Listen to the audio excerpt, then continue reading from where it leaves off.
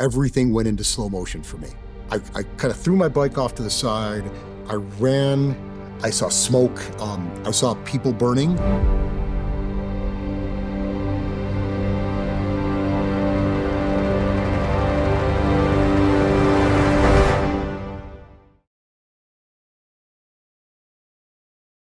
So there's a group that I'm associated with, very closely associated with, called Run for Their Lives. We walk every week across the country, across the world actually, for the hostages. We've been doing this ever since October 7th. And we would just walk down the mall, down the Pearl Street Mall, quietly with Israeli flags and signs of hostages, and stop at the courthouse, sing Hatikva, recite the names of hostages, and quietly walk back. June 1st, I was late. So I jumped on my bike and I arrived right when this terrorist attack was happening. Everything went into slow motion for me. I kind of threw my bike off to the side. I ran and I saw smoke. I saw people burning. I saw the guy that had done this, that was now over off to the side, and he was holding 2 Molotov cocktails. It was total mayhem. The police came, drew their guns, got him. He was yelling, "Free Palestine, you're burning my people." It was completely and totally wild, and still continues to be. We're all still recovering. I had seen all of this building up for a year and a half. We had gone to city council meetings and tried to draw attention of public officials, letting them know this is dangerous, you can't allow this stuff. And I think their way of dealing with it was to not deal with it and hope it went away. Not realizing that's not the playbook. They're not going away. But this is the world we live in. People are angry, and this is the way that they carry out their anger, and it's got to stop.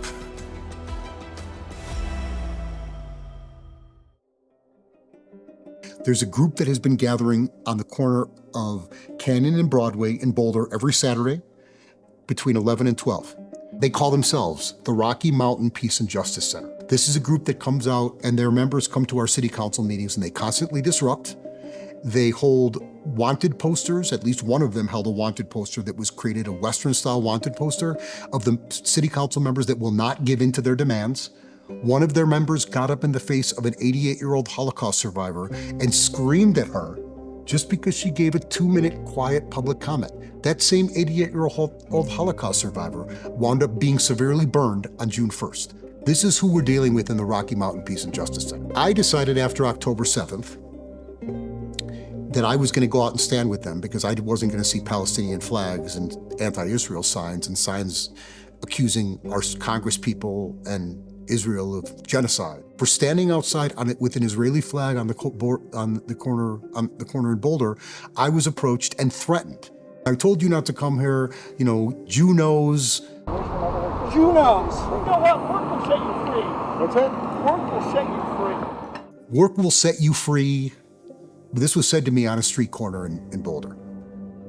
Anti-Semitism, guys. This is what we're dealing with.